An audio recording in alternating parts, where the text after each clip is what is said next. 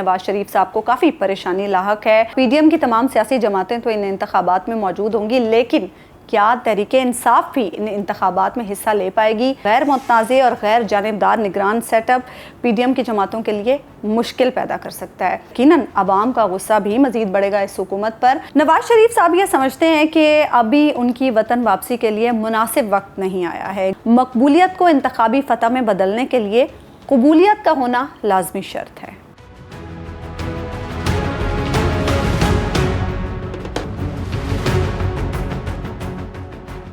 حکومت اور اس برائے نام اپوزیشن سے ایک غیر جانبدار اور غیر متنازع نگران سیٹ اپ کی توقع ابس ہے، کیونکہ ایک غیر متنازع اور غیر جانبدار نگران سیٹ اپ اس بات کو یقینی بناتا ہے کہ وہ آئین اور دستور کے مطابق اسمبلی کی مدت ختم ہونے کی صورت میں 60 روز میں اور قبل از وقت تحلیل ہونے کی صورت میں 90 روز میں انتخابات کو یقینی بنائے۔ نگران وزیر اعظم کے حوالے سے اس وقت کئی ایک نام سامنے آ چکے ہیں، جن میں جسٹس ریٹائرڈ مقبول باقر، نجم سیٹھی، محسن بیگ، مشاہد حسین سید، گوہر اعجاز اور فیصل وابڈا کا نام زیر غور ہے۔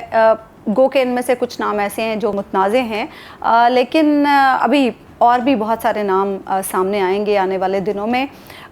اس وقت اگر ہم بات کریں کہ پی ڈی ایم جماعتیں غیر متنازع سیٹ اپ لانے کے لیے کیا تیار ہوں گی، تو میرا خیال ہے کہ غیر متنازع نگران سیٹ اپ ان کے مفاد میں نہیں ہوگا، کیونکہ اگر الیکشن میں تاخیر کے حوالے سے سوچا جاتا ہے، یعنی اس کی ضرورت محسوس کی جاتی ہے کہ الیکشن وقت پر نہ کرایا جائے، تو پھر ایک غیر متنازع اور غیر جانبدار نگران setup P D M کی جماعتوں کے لیے مشکل پیدا کر سکتا ہے۔ یہ بات بھی روز روشن کی طرح عیاں ہیں کہ ہمارے سیاستدان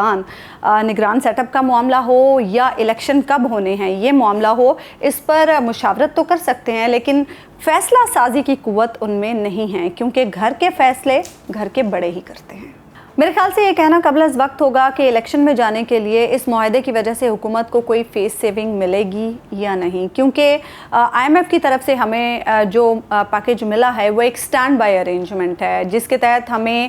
9 ماہ میں بہت ساری شرائط پوری کرنی ہے، بہت سارے اقدامات کرنے ہیں، اور اس حکومت کے پاس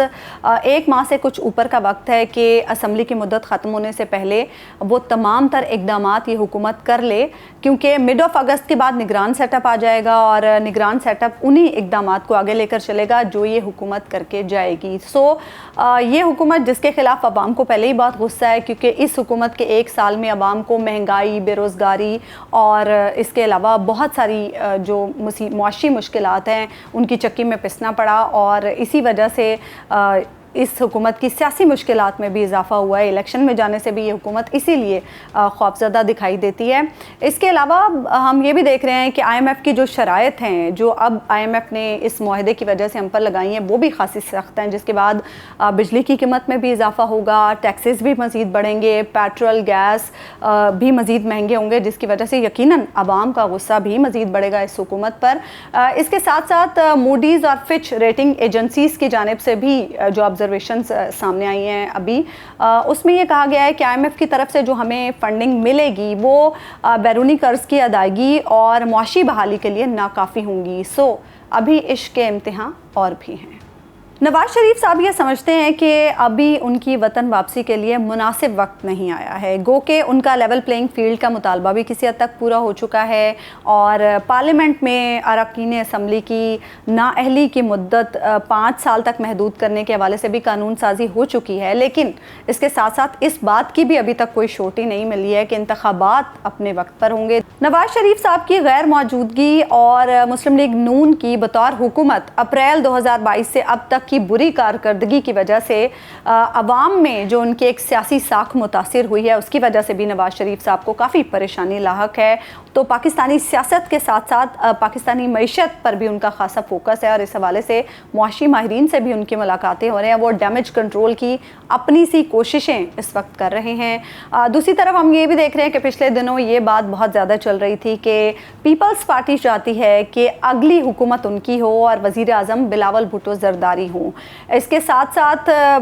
یہ بھی ہم دیکھ رہے ہیں کہ یہ بھی پیپلز پارٹی کی جانب سے کہا جا رہا ہے کہ اگر नून लीग से कोई वज़ीर आज़म आता है तो फिर शहबाज शरीफ पीपल्स पार्टी के लिए काबिल कबूल कैंडिडेट होंगे। तो शायद नवाज़ शरीफ साहब ने यहाँ मुलाकातें करके ये बावर कराने की कोशिश की है कि वो अभी भी पाकिस्तानी सियासत में रेलेवेंट हैं। वो वापस तभी आएंगे जब इंतखाबात की तारीख का ऐलान हो जाएगा और तब तक वो वेट एंड वॉच की पॉलिसी पर गामज़न हैं।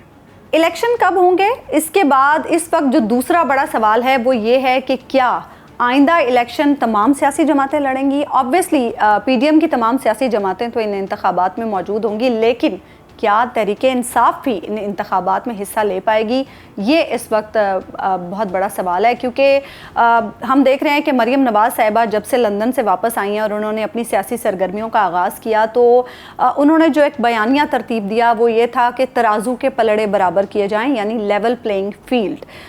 उसका मतलब ये था कि जिस तरह से नवाज़ शरीफ साहब को नाअहल करके पाकिस्तानी सियासत से आउट किया गया, इसी तरह से चेयरमैन पीटीआई को भी नाअहल किया जाए, उनके खिलाफ मुकदमात बनाए जाएं और उन्हें पाकिस्तानी सियासत से आउट किया जाए। इसी सूरत में मुस्लिम लीग नून सेटिस्फाइड होगी। तो पाकिस्तान तहरीक इंसाफ की अगर हम बात करें, इस वक्त सिचुएशन बड़ी मुश्किल है पाकिस्तान तहरीक इंसाफ के लिए, क्योंकि 9 मई के बाद से हम देख रहे हैं पाकिस्तान तहरीक इंसाफ की जो सीनियर लीडरशिप है वो ताश के पत्तों की तरह बिखर रही है। चेयरमैन पीटीआई भी खुद बड़ी मुश्किलात में घिरे हुए हैं, उनके खिलाफ कई मुकदमात भी हैं, अदालतों में उनकी पेशियाँ भी हो रही हैं। इसके साथ साथ हम ये भी देख रहे हैं कि अब जो नैब कानून में तरमीम हुई है वो भी उनके लिए खासी मुश्किलात पैदा कर सकती है। दूसरी जानिब फ़ौजी अदालतों में उनके ट्रायल के हवाले से भी बातें हो रही हैं। ये भी कहा जा रहा है कि पाकिस्तान तहरीक इंसाफ में से अगर चेयरमैन को माइनस कर दिया जाए तो सियासी मैदान में पाकिस्तान तहरीक इंसाफ काबिल कबूल होगी, लेकिन ऐसी पीटीआई की फिर सियासी साख क्या होगी, ये भी एक बड़ा सवालिया निशान है। सो मेरा ख्याल है कि पीडीएम की तमाम सियासी जमातों के लिए अगले इंतखाबात में लेवल प्लेइंग फील्ड तो होगी, लेकिन पाकिस्तान तहरीक इंसाफ को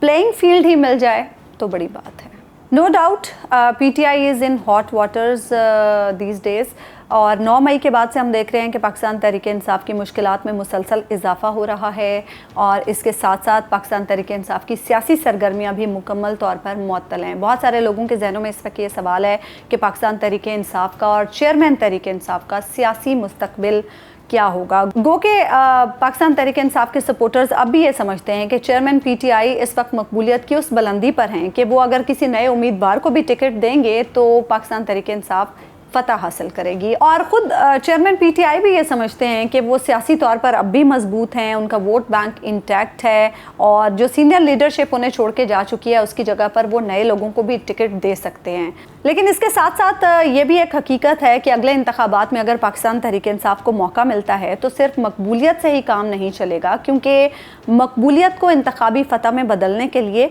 कबूलियत का होना लाजमी शर्त है।